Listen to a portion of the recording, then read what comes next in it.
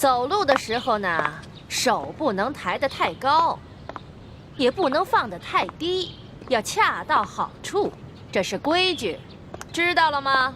知道了。继续吧。等一下，刘嬷嬷，我们这都练了2个时辰了，这早就过了饭点了。我们现在又累又渴的，能不能让我们先吃点东西啊？不可以。什么时候你们练好了，我觉得合格了才能休息。继续走吧。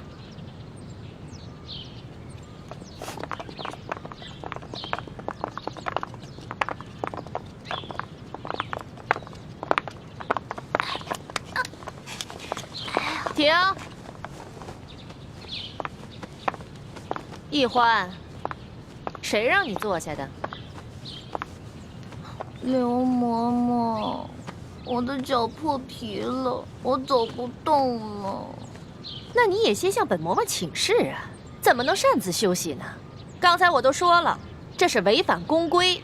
这也算违反宫规啊？当然，在这个宫里，只要是做宫里不允许的事，说宫里不允许的话，全都是违反宫规。你知道去年的秀女里面有一个擅自喂了太皇太后的胭脂鱼，后来那个鱼胀死了。知道这个宫女怎么样了吗？怎么样了？哎呀，她可是被活活饿死了呀！饿死了？这么残酷的处罚？刘嬷嬷，那我向你请示，我能不能休息一下？不可以。起来继续。好疼啊！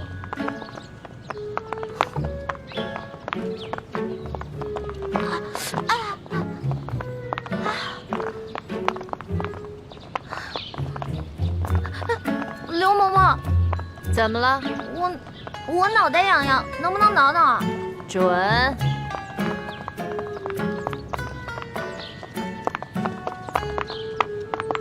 刘嬷嬷，说。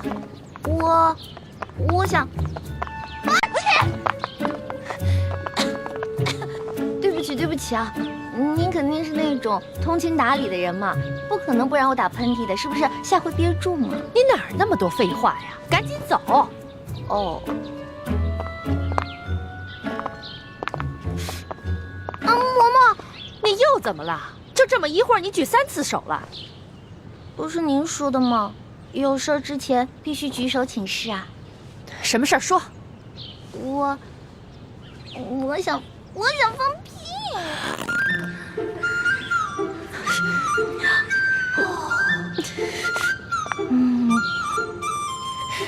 嘿，你个小丫头，我算弄明白了，你这是存心跟我抬杠呢吧？没有，完全没有跟您抬杠，我这不是憋不住了吗？少跟我抬杠，你那点心思以为我不清楚吗？来人呐，把他给我拖下去，杖责20。这……等一下，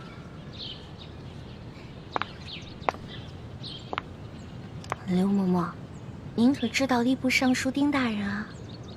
我当然知道啊。那您可知道他是谁的干儿子啊？中堂大人。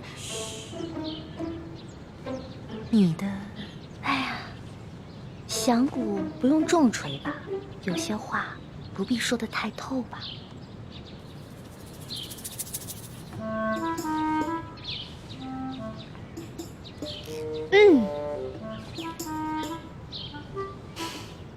算了，我就看在你脚磨破皮的份上，放你先去休息一会儿吧。谢谢刘嬷嬷。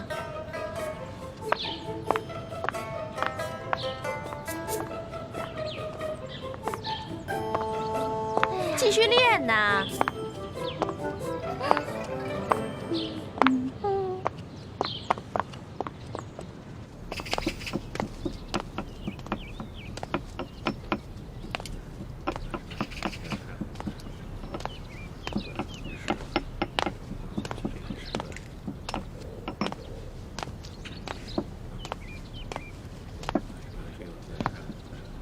这就是咱们的院判大人。院判大人，你就是新来的李太医。晚辈李建清，望院判大人多多关照。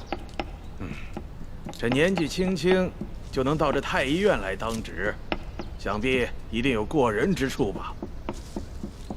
这些灵芝呢，有10年生的、20年生的、30年生的、100年生的。药工们在晾晒灵芝的时候，突然下雨了，他们慌慌张张地抢收，把一些灵芝混在一起了。不知李太医可否3日之内将这些灵芝按年份分开，以便配药之用啊？3天时间，恐怕不合适吧？那你需要多长时间呢？1炷香。一炷香，这也太狂了，这怎么可能？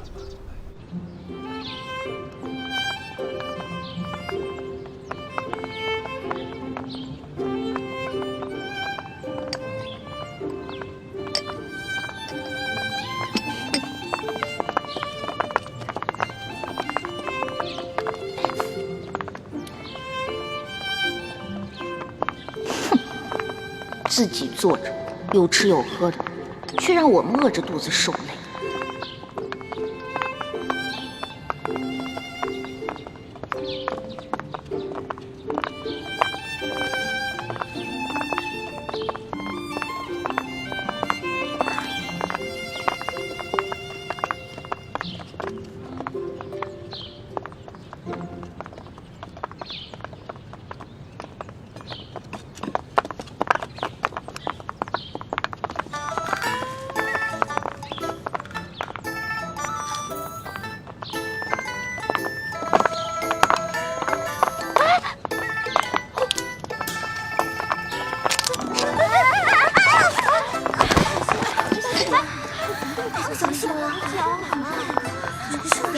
没事吧？没事。你们3个怎么回事啊？啊，不好好练习，在这捣什么乱呢？在这跪2个时辰。刘嬷嬷，我们真的不是故意的，实在是踩了什么东西，滑了脚。嬷嬷，这儿有蚕豆，您看，玉兰姐姐准是不小心踩到了才摔倒的。这怎么会有个蚕豆呢？你怎么了？说话呀！啊，我刚刚噎着了。好端端的，你为什么噎着了？刚才口水没倒过来，一下子噎着了。口水没倒过来呀？这个周围全都是你嘴里的蚕豆味儿了，还想蒙我？手拿过来。我什么都没有。手拿过来。我真的什么都没有。刘嬷嬷。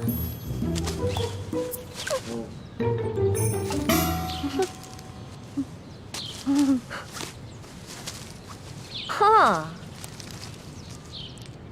你还想抵赖吗？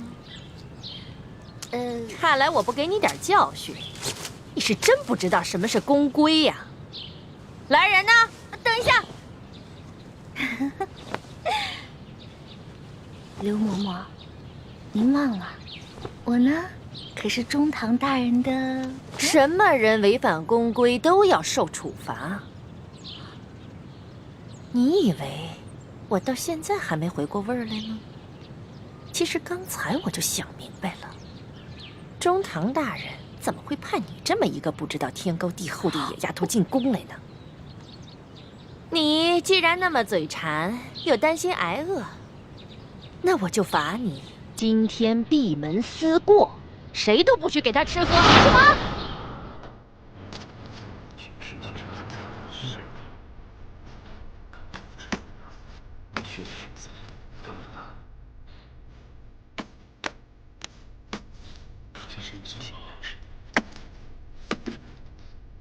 确实可以，一起亲亲啊，确实。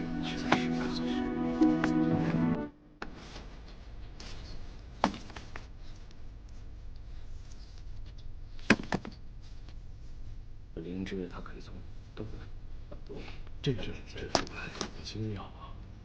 宣判大人，晚辈已将灵芝分好，请大人检视。嗯，对呀，确实啊，这也是一件合理的事情呀。年纪轻轻，有如此造诣，实属不简单呐。晚辈不过是班门弄斧，日后还要仰仗大人多多关照。好，有真才实学，不骄傲。李太医前途不可限量啊！哈哈哈哈哈哈！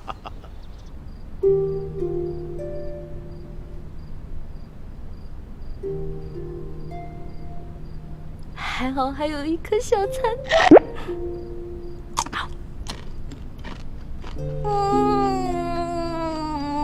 好吃。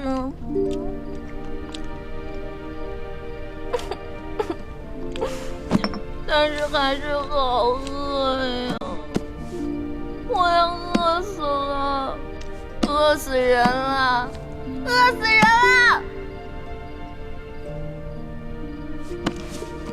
喝点水顶顶饱吧。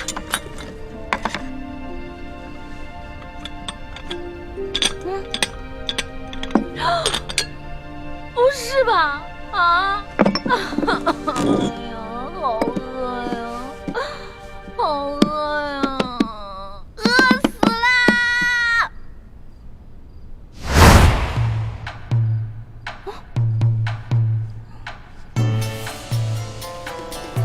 烤鸭。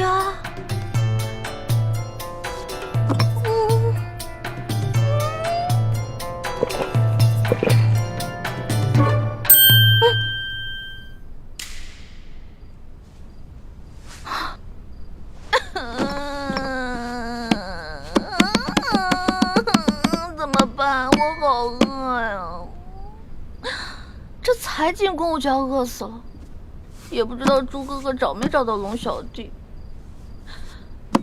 龙小弟啊，你在这宫里的位置到底高不高啊？能不能帮我压住刘嬷嬷呀？哎呀！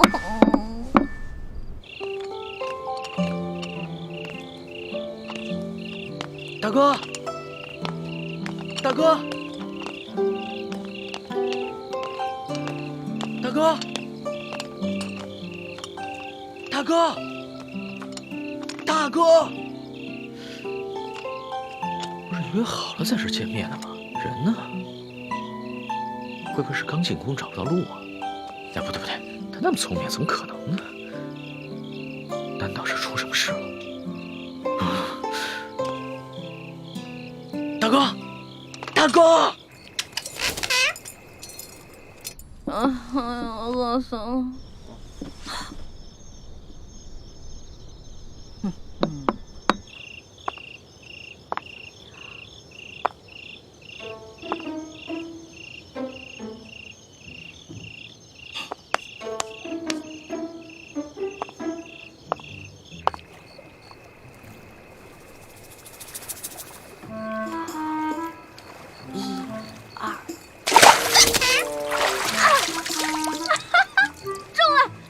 今天晚上有生鱼片吃了，耶！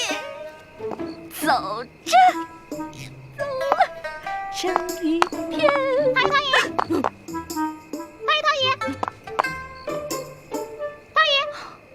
太爷，嘿，吓死我了！哎呦，原来是你这个鬼东西在这装神弄鬼啊！吓我一跳。太爷，你还说是不是啊？行，看我怎么教训你！哼，让你知道我的厉害！嗨，你师傅没教过你吗？祸从口出，被我逮着了吧？走！哟，哈哈，哎呀，进宫就要少说话，多做事，知道吗？不要像我一样叽叽喳喳的，聒噪。不许再说了啊！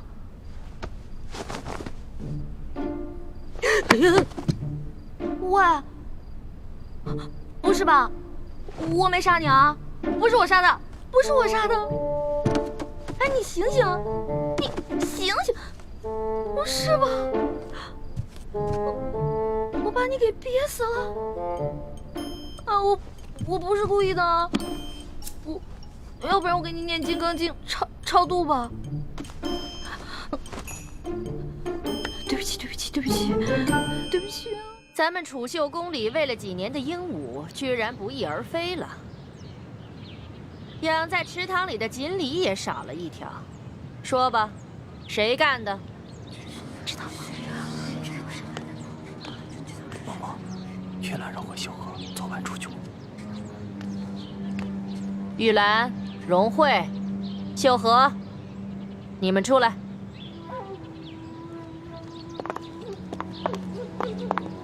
昨天晚上，有人看见你们离开住处出去了，去哪儿了？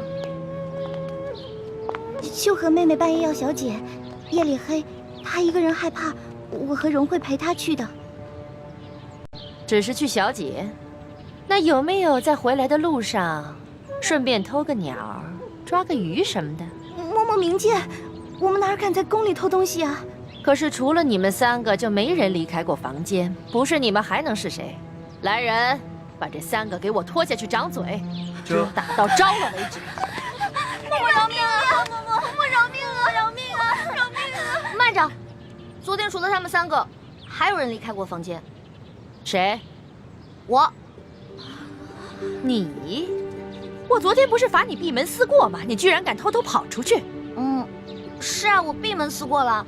我一天没吃没喝，但是我总得拉撒呀。其实我早就怀疑你了，只不过是因为没有证据，我不便发问。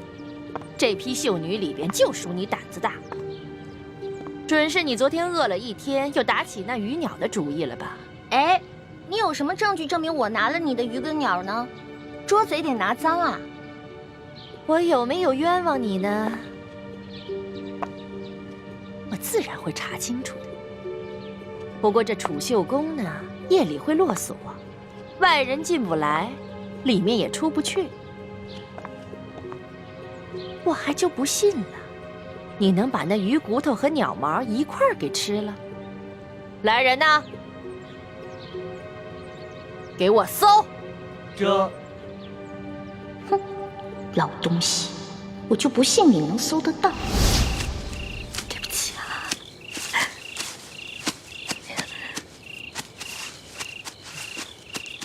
对不起，对不起。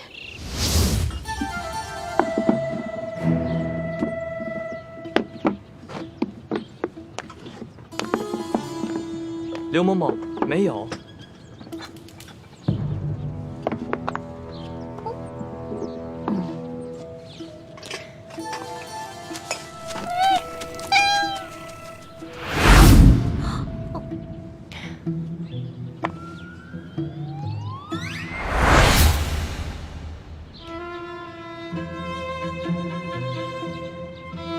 这个丝帕是你的吧？人赃俱在，还想抵赖吗？您看看，您看看，这被发现了。不过是这样的，昨天晚上啊，我是路过，我就看着这只鹦鹉想偷吃那条鱼，我就想着赶紧制止啊，我就拿我那个丝帕往它脸上一捂，没想到它就死了。到这个时候了，你居然还这么嬉皮笑脸的跟我口吐妄言呢！本来我今天就想打你20大板的，看你如此顽劣，胆30。哎，等一下。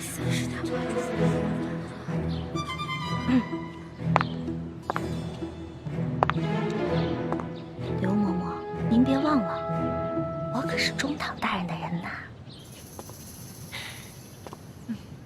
我要是连你这个鬼话都信，那我岂不是白活了这么多年？拖出去打！我说的都是真的。慢着。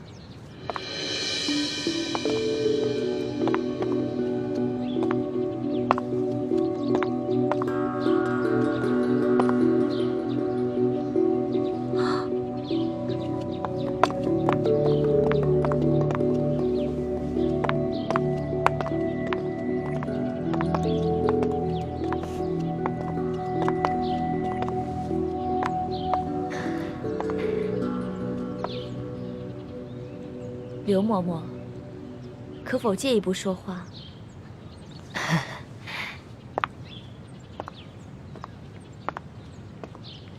这个秀女，我瞧着倒是挺有眼缘的，就替她说个情吧。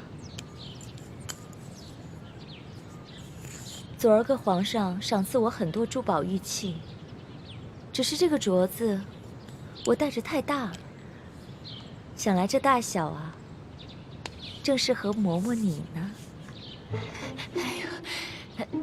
那就多谢厉贵人赏赐了。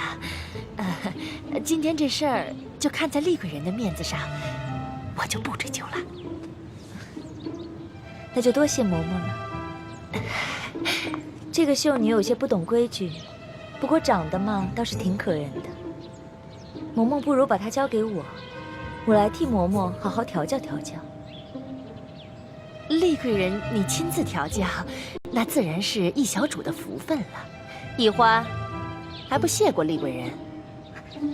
易欢，谢过厉贵人。徐姐姐，师傅们真的不应该把你安排进宫。这大清的皇上是咱们最大的敌人，你却要委曲求全，委身于他。一想到这儿，我这心里就堵得慌。你也别太怪师傅们了，他们这么做也是为了尽快找到铜匣，拿到藏宝图和议事名册，壮大咱们联盟的力量。可是这是牺牲了你一生的幸福啊！个人的幸福比起光复大明的大业，不足为道。更何况，我早就是一个无父无母的孤儿。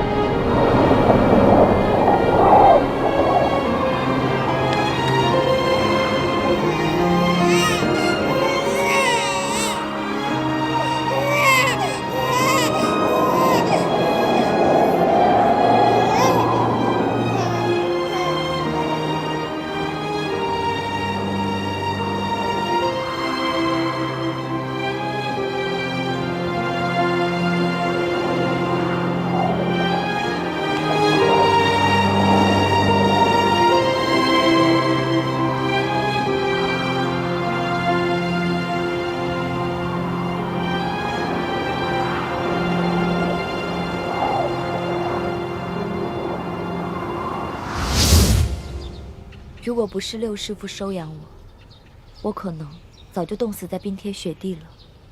我跟六师傅名为师徒，实则亲同母女。可惜，好日子没过多少年，梅花门就遭到了血洗。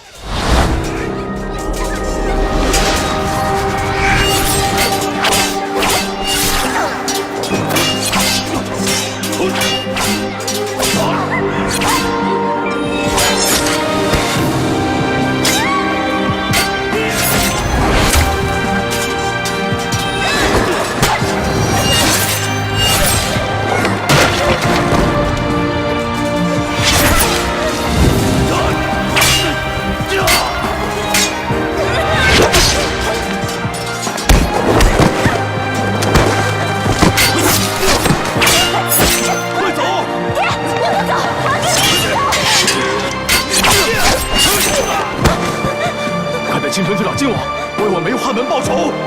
爷爷，我们跟你一起走。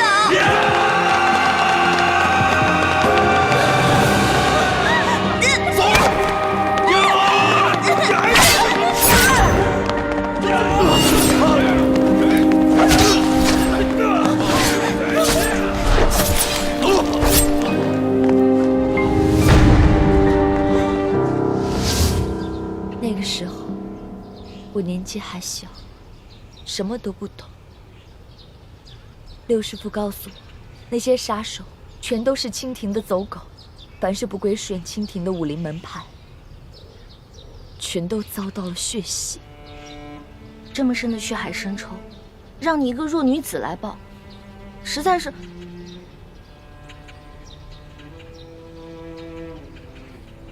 我都不知道说什么好。你跟我还不是一样吗？咱们明珠谷长大的孩子，都是同样的命运。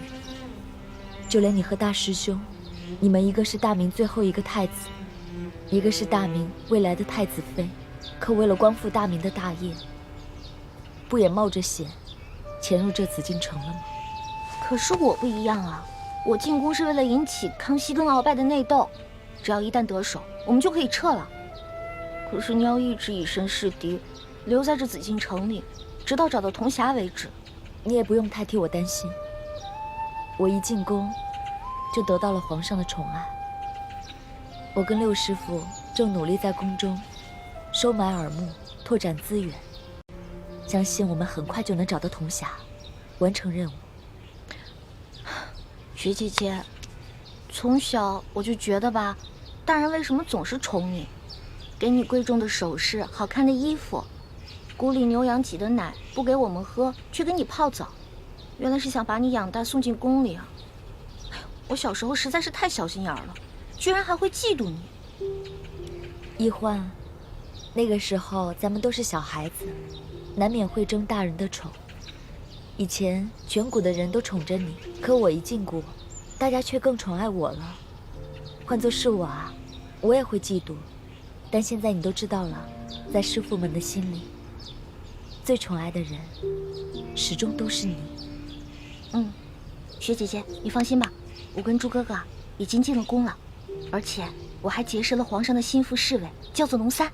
我们也会想尽办法帮你一起找到铜匣，到时候我们就可以一起离开这个龙潭虎穴了。好，我们一起努力。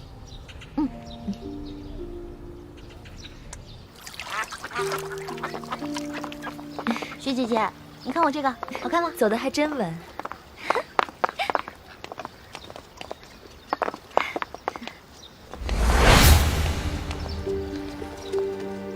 爹，雪姐姐，那不是我爹吗？他怎么进宫当太监了？那不是你爹，那是李德福李公公，大内总管。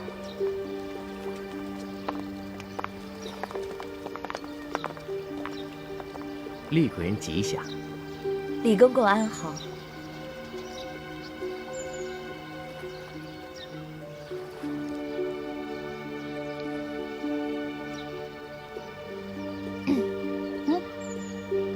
秀女李易欢给李公公请安。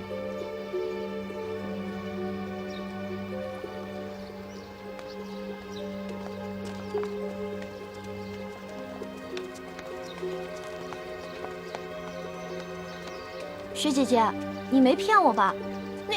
那个太监真的不是我爹啊？他真的不是。我刚进宫的时候，一看到他也把我吓一跳，差一点把他错认成大师傅。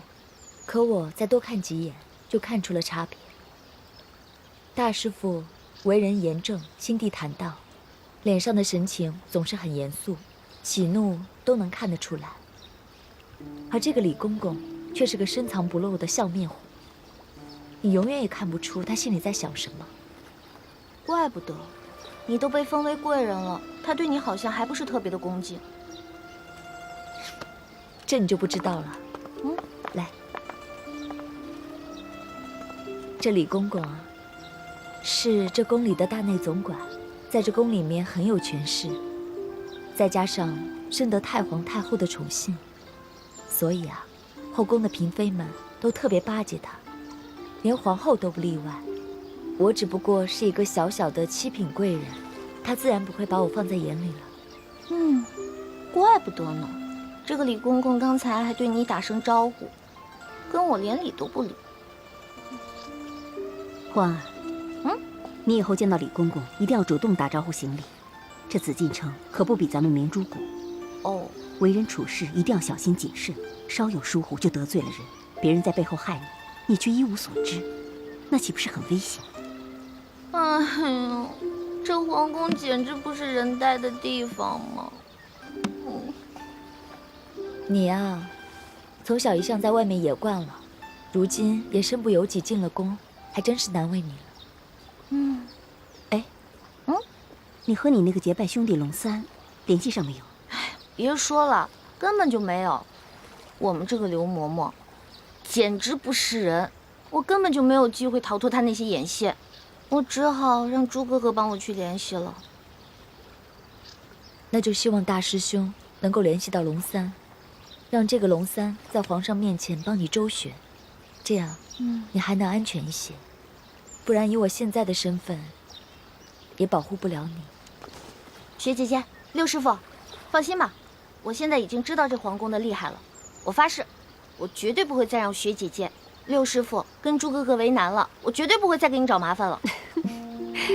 你说的话我们可不敢相信，但愿吧，但愿啊，你能老实一点。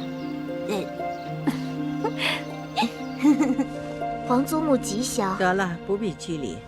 皇后，来坐吧。谢皇祖母。你们都退下吧。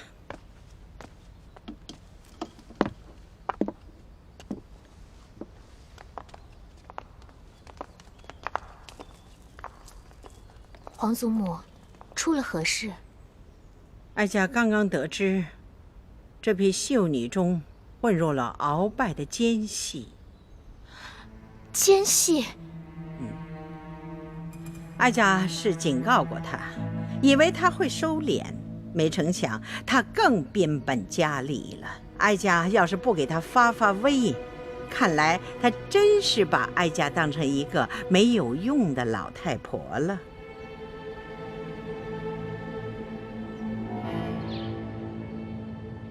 我前几天和另外一个太医被院判大人留在院中值夜，没能找到机会出去。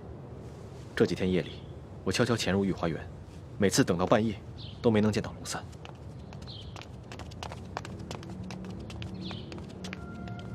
他会不会跟你一样，被派到某处值守，没有机会跟我对接啊？你这个结拜兄弟龙三到底是什么身份？我问了那么多人，都没有人听说过有一个叫龙三的御前侍卫。不是。嘘。他跟我说的，他不会骗我的。你怎么知道他不会骗你？你没什么江湖经验，跟他交往又不深，他未必会真心对你。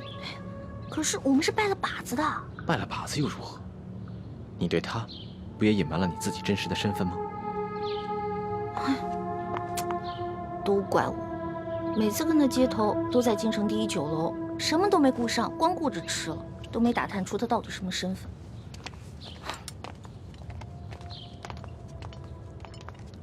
这个龙三，肯定是宫里的人，究竟是不是御前侍卫，就很难说了。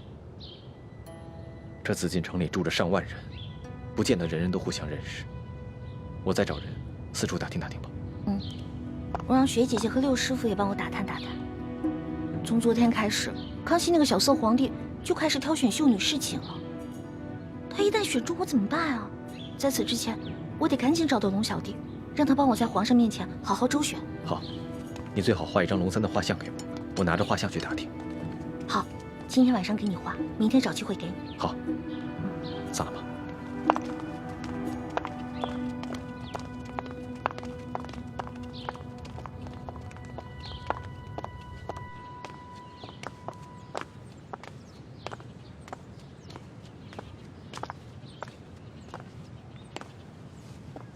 太皇太后，秀女富察荣惠觐见。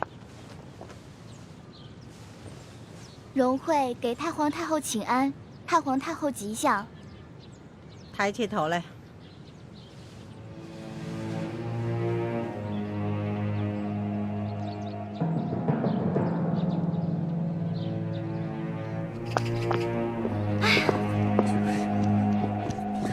是吗？玉兰姐姐，他们这是怎么了？荣惠姐姐她，荣惠姐姐怎么了？她昨天不是被叫去侍寝了吗？她可是这批秀女当中第一个被叫去的，你不是还挺羡慕她的吗？她不知道做错了什么，惹怒了皇上，被太皇太后赐死了。惹怒了皇上，被太皇太后赐死了？我们大家都吓坏了。对了，今天晚上秀禾姐姐也去侍寝了，不知道她今晚的运气能不能好一点。我的天哪，我还是赶紧先画画吧。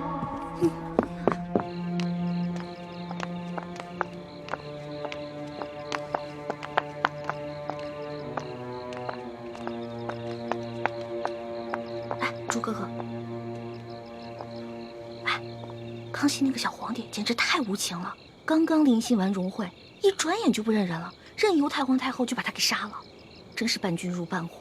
也不知道雪姐姐以后会怎么样。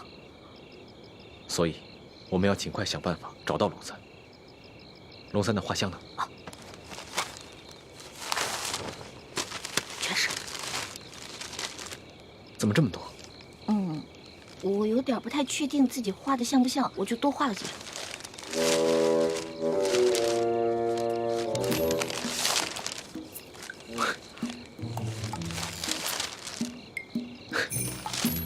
你这画的都是龙三？对啊，这张鼻子像，但是眼睛有点小。这张呢？这张眼睛画大了，下巴又不对。这张下巴像，可是眼睛有点小。这个眼睛还行，但是脸盘子有点大。哎呀，反正都还差不多，你自己看吧。环妹，以前在谷里上课的时候，就叫你认真一点，你就是不听。现在知道后悔了吧？哎呀，好了好了，别说我了，这时候批评我也没用啊。看来，我还是去御花园碰碰运气吧，看看能不能找到龙三。你去吧。好。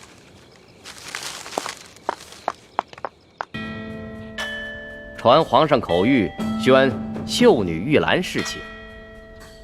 妾玉兰，谢皇上恩典。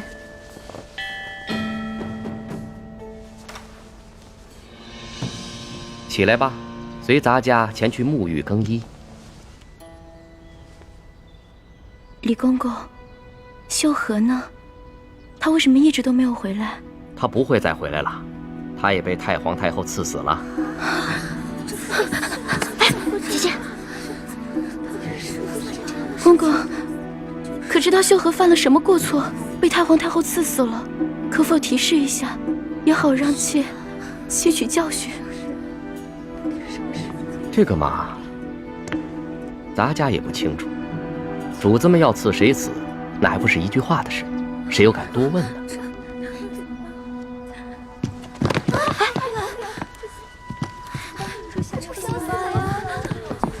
玉兰不会了，真后悔，早知道我就不进宫了。真像我这样。龙小弟啊，龙小弟，我要是再找不到你，恐怕我也顾不上什么执行任务了，只能一个字：乔弟莫忧，溜了。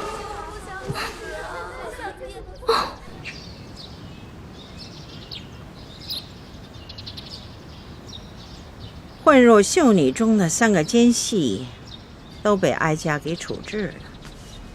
这下皇上该清静了。皇祖母，如此一来，鳌拜一定会对你老人家怀恨在心的。这宫中啊，爱哀家的，恨哀家的，就像哀家的头发丝一样多。如今他们也老了，这头发细的也都掉得差不多了。哀家就是为了皇上，不管他是明枪或暗箭，哀家都能挡得住。皇祖母，皇上常说，没有皇祖母就没有他，是您为他和大清江山撑起了这一片天。那是，哀家跟皇上相依为命，这么许多年不容易呀。皇上啊，是哀家的命根子啊，他只要不像他的皇阿玛，哀家就心满意足了。皇祖母放心，皇上不会重蹈先皇覆辙的。这么多年来，皇上从来没有对哪个妃子特别上心过。宫里来了那么多的秀女，皇上似乎也没有多大兴趣。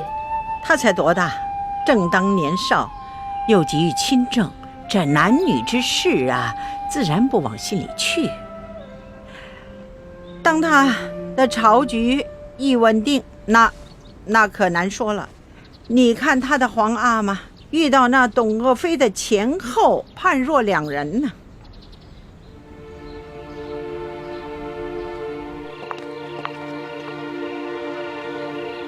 玉兰也被赐死了。康熙那个小皇帝一定是疯了，居然一连3天宣了3个秀女侍寝，等天一亮就借口他们事后不周，把他们交给了太皇太后。太皇太后竟然把他们都给赐死了。这事儿不对啊。康熙性情沉稳，不像是那种喜怒无常、嗜杀成性的人。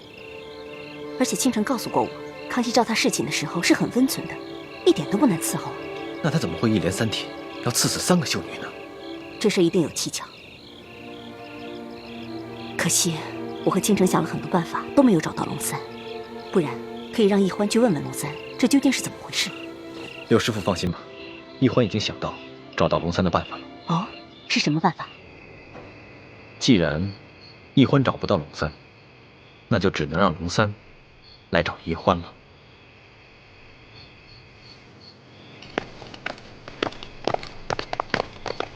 哪在？哪儿呢？那儿呢。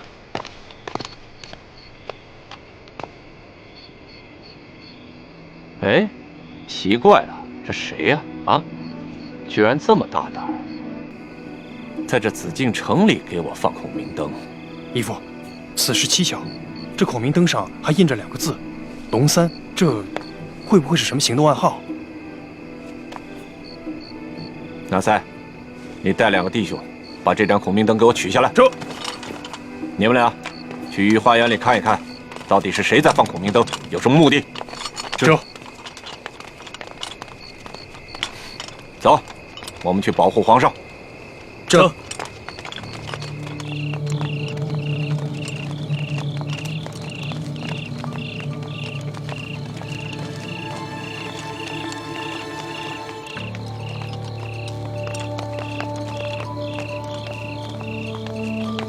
皇上还没有就寝吧？皇上正在批阅奏章。我有要事要见一下皇上，有劳公公帮我通禀一下。好，左大人，请你稍后。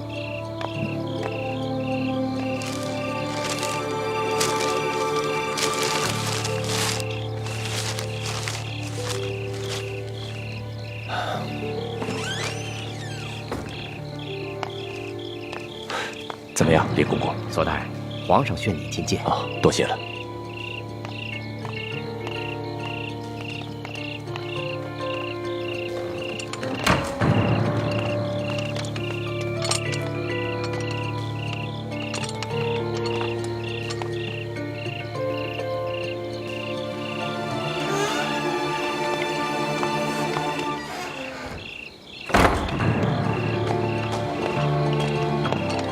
皇上有旨，撤回御花园搜查的侍卫。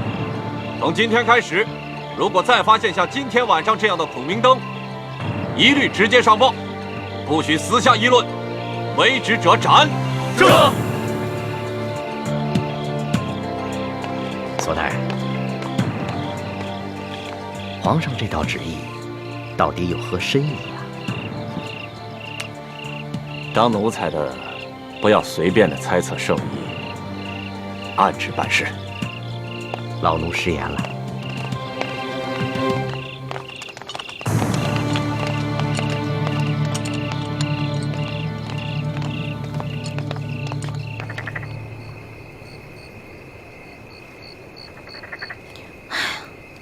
这个龙小弟，你要是今天再不出现的话，我就跟你绝交。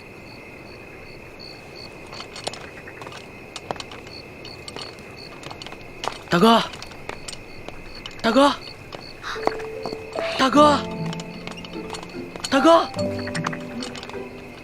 大哥，大哥，大哥！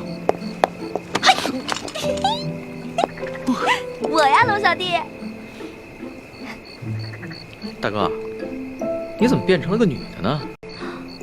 我呀，我是奕欢的妹妹，奕愁。大哥，你可别开玩笑，你手上那个玉扳指还是我结拜的时候我送给你的呢。这个呀，这是我大哥送给我的。这不可能，我大哥答应过我送给他的东西他不会转送给别人的。所以，大哥，你到底是男的还是女的呀？龙小弟，我发现你这个人啊，身体不强，功夫还差，这江湖经验更是差得离谱，连我女扮男装都看不出来。我告诉你啊，亏得你是在皇宫里当差，你要去江湖混啊，早被别人当成下酒菜给吃了。得了吧，我早就认出来你是女的了。只不过我出身于官宦之家，从小见的女子都是胆小羞涩、大门不出二门不迈的。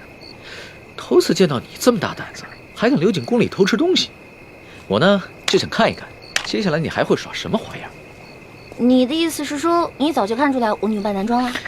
我只是没有江湖经验，可我不是傻瓜呀。反正我们都已经结拜了，我就是你大哥，你就是我小弟，不管我是男是女的，你都得喊我大哥，知道吗？不行不行，你只比我小1岁，又是女的，你还让我叫你大哥？哎，你就老老实实做我的小妹了。哎，不行不行不行，从小当小妹我都当腻了，好不容易落个大哥当当。我告诉你啊，这个当大哥啊，不是按照年龄，不是按照性别，而是按照能力的大小。如果你能打过我的话，大哥给你当啊。好吧，论武力，我确实不是你的对手。哼哼，哎，可是你穿的这一身女装，让我叫你大哥，我真的是叫不出口。要不然，我叫你大姐。我呸！大姐多难听啊！大哥大哥大哥。哎，不行不行不行不行，大哥，哎，这样吧，我叫你老大好了。行吧，只要你承认我比你大就行。我问你，罗小弟，这几日我哥哥约你在这儿见面，为何都不露面啊？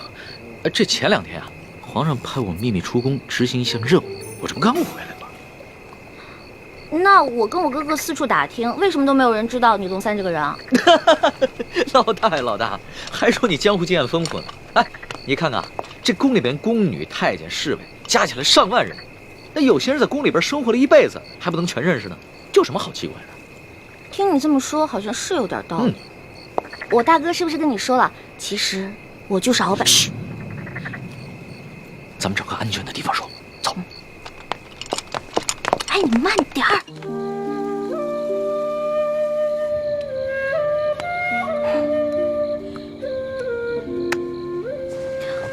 对了，龙小弟，如果你跟皇上揭发鳌拜图谋不轨、伪造秀女的事情，是不是可以治鳌拜一个大罪啊？老大，你想的太简单了。这鳌拜把持朝政多年，连先帝委任的辅政大臣苏克萨哈都敢杀，这伪造秀女的身份又算得了什么？就算皇上追究起来，到时候他自然有办法推得一干二净。而且，愿意为他顶罪的人多了去了。那怎么办？咱们拿鳌拜就没办法了？其实，鳌拜在暗中培训美女，送入宫中和各大臣的府上做耳目。皇上是早有耳闻的，只不过皇上刚刚亲政，没能把持实权，所以只能暂且隐忍了。可我万万没想到，他居然会找上你。嗨，我呀，本来可以施展轻功溜走的，但是我一想，我不是还有我的龙小弟吗？所以我打算把这些都告诉你，你跟皇上说，没准还能立个大功呢，是不是？没想到老大居然肯为我冒这么大的风险。哎，对了，老大，那个大补丸的解药要不要解？有没有解呀？哎，那个大补丸啊，当然当然要紧了。那个大补丸可是鳌拜独家秘制的毒药，我跟我哥哥拿它都没办法。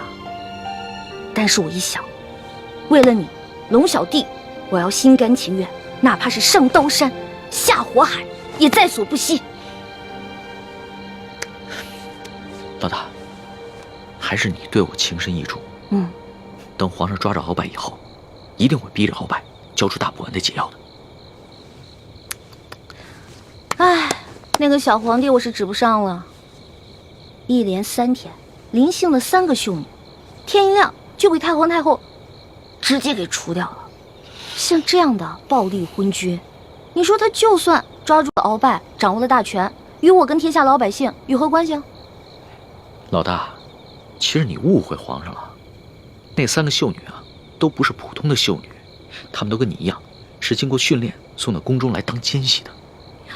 你是说，在这批秀女当中，还有其他秀女是鳌拜的奸细啊？当然，不仅鳌拜，还有吴三桂，还有一些心怀不轨的大臣，都在秀女当中培植有自己的亲信，妄图把手从朝堂之上伸到后宫中来，用来控制皇上。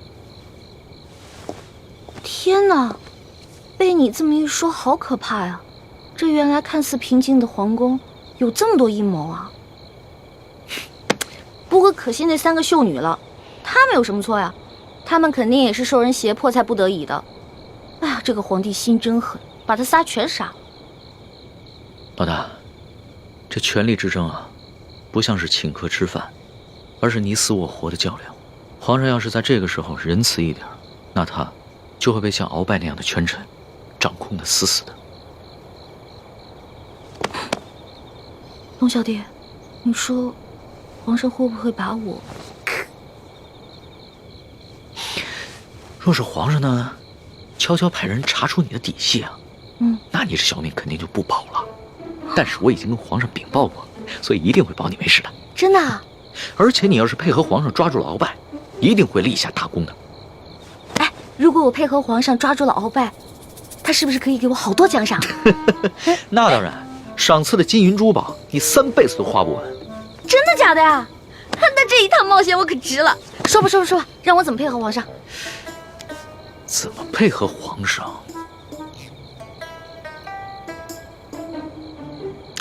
既然鳌拜如此希望你邀得胜处，那我们不如来一个将计就计。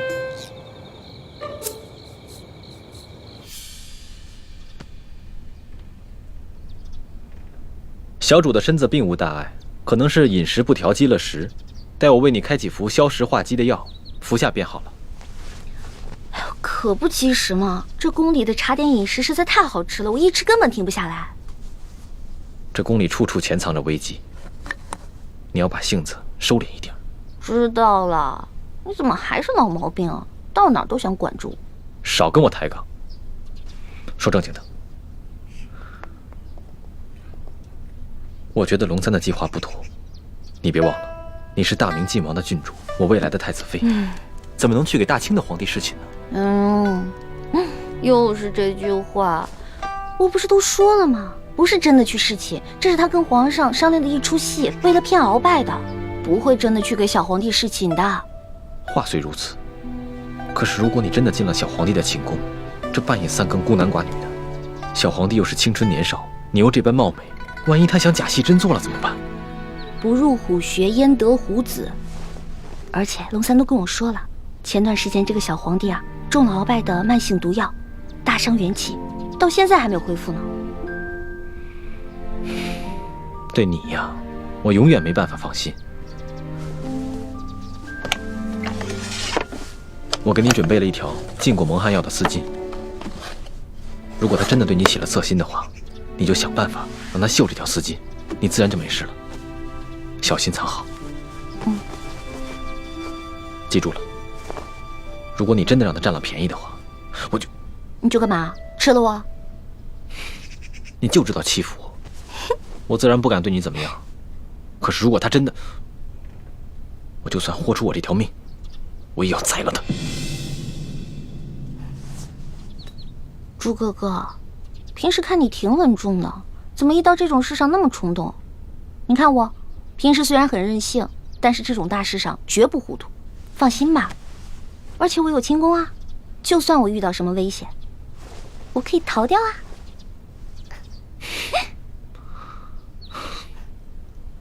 我这就为小主去煎药去。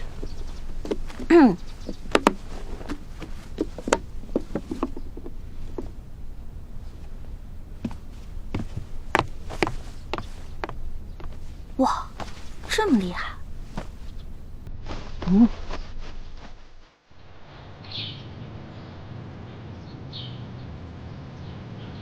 皇上有旨，宣易欢姑娘侍寝。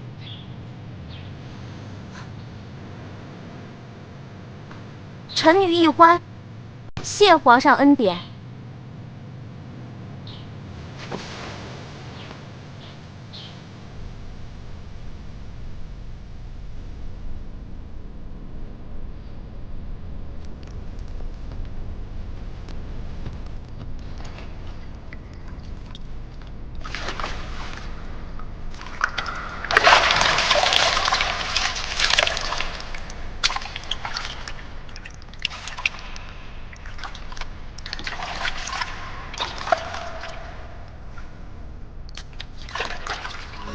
愿做他掌上的明珠。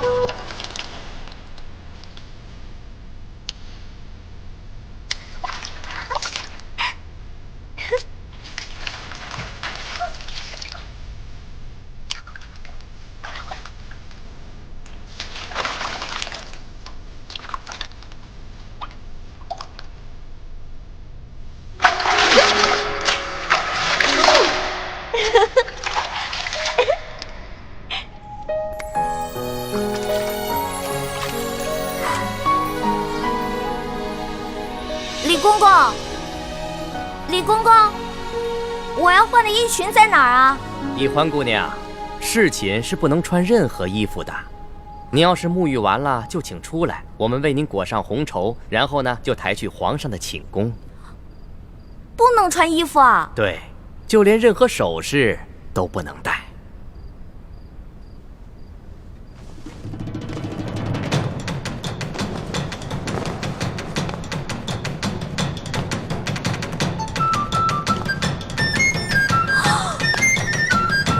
那你别进来啊！出去！你们出去！不行，必须由我们亲自给你裹好红绸，顺便检视一下易欢姑娘的身体皮肤状态，看看有没有突发的瑕疵，以防止易欢姑娘夹带其他的物品。那哪行啊？男女授受不亲。要不这样，你们先出去，等我穿好了叫你们。敬事房太监主要负责皇上和后宫所有嫔妃的房中之事。易欢姑娘入宫之后，难道就没有学习过吗？学是学过了，但我现在不是还有点不习惯吗？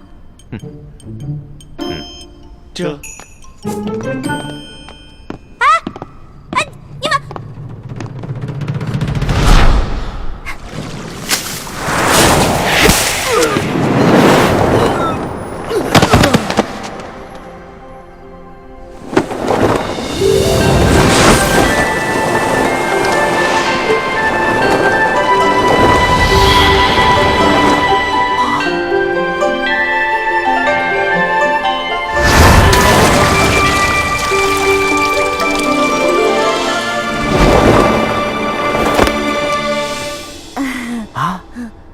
易欢小主，你居然会轻功？我爹啊是武将，所以从小呢，我跟他学过一些。公公啊，我也知道这宫里的规矩啊不能破，但是有的时候，咱是不是可以商量一下？我进宫之前呢，我爹给我留了许多提己钱，明天我好好重谢3位公公，怎么样？好吧，那只此一次啊，下不为例。知道了。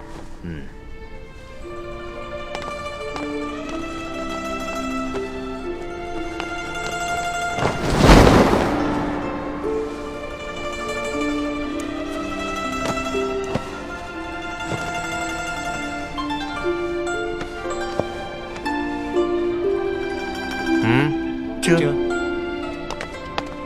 哎，那个公公，我把那个丝巾拿一下，我的丝巾。哎，公公！易欢姑娘，别说丝巾了，一根丝线都不能带。我的丝巾，公公，我的丝巾。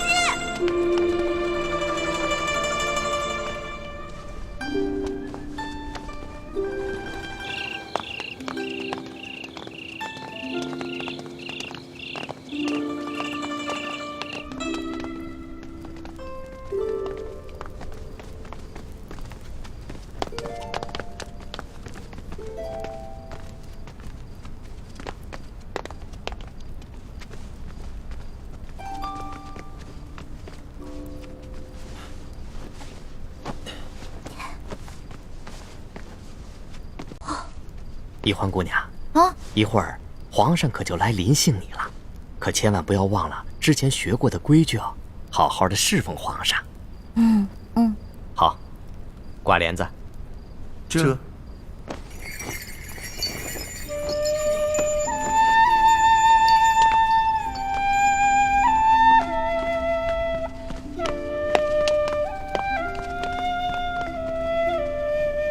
原来这就是皇帝的寝宫啊！也不知道龙小弟究竟和康熙那个小皇帝说好了没有？朱哥哥给我准备的丝巾没有了，万一这小皇帝临时起了色心，假戏真做了，那可怎么办啊？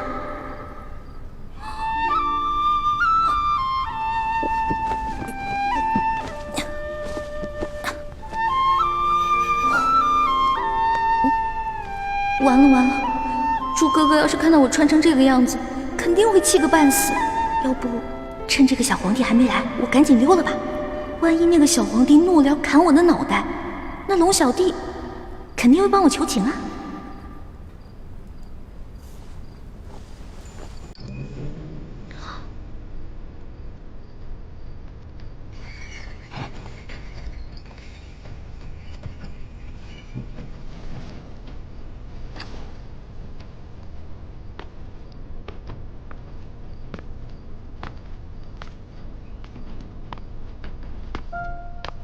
你要去哪儿啊？你谁啊？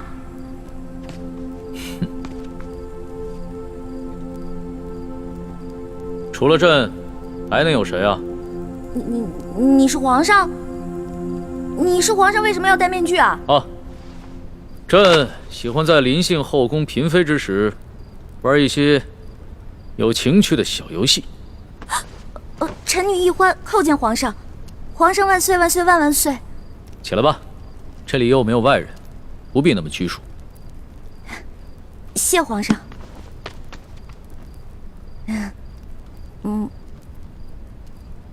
皇上，原来您这么和气啊！我一直……不，说错了，臣女是臣女。没关系，这里没有外人，朕允许你自称我，这样说起话来才更自在。对了，你刚刚要去哪儿啊？我刚刚觉得这屋太黑了，我打算出去找几盏灯，拿回来点一下。朕在就寝的时候啊，喜欢光线暗一些。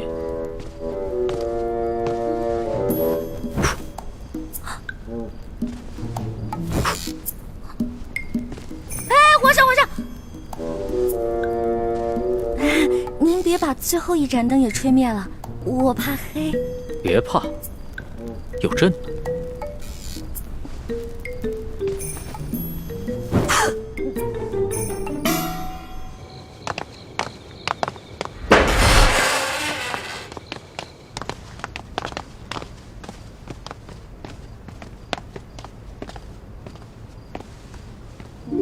微臣李建清叩见厉贵人。李太医免礼。谢厉贵人。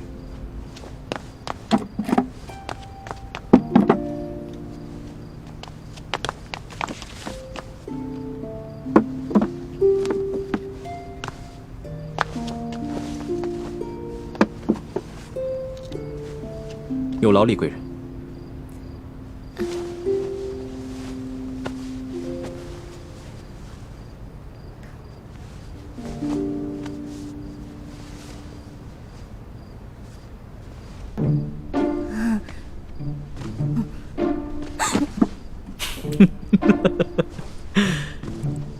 你看起来好像在发抖啊，很怕朕啊？我没有，我只是觉得这屋子比较冷而已。哦，你穿的这么少啊，难怪会冷。要不然这样，你到朕的龙床上躺一会儿，盖着被子暖暖身子。哦，让我上床，这小皇帝果然没安好心。我突然不冷了。那就让朕抱抱你，替你暖暖身子。你果然很怕朕啊！可是朕听龙三说过，你的胆子一向很大，你在他面前提起朕来，那可是从来都不怕的呀。皇上，我不是怕你，我就是怕你离我太近了。咱不是说好了的吗？朕和你说好了什么呀？不是我跟您说好的，是龙三跟你说好的。您忘了，咱们这次只是将计就计，您假装宠幸我，为了博取鳌拜的信任啊。今天晚上的事情是假的，不是真的。朕确实是和龙三定下了这条将计就计之策。只是这漫漫长夜，何苦虚度？咱们也不必演戏了，就让朕真的信了你。再说了，这全天下又有哪一个女子不想做朕的女人呢？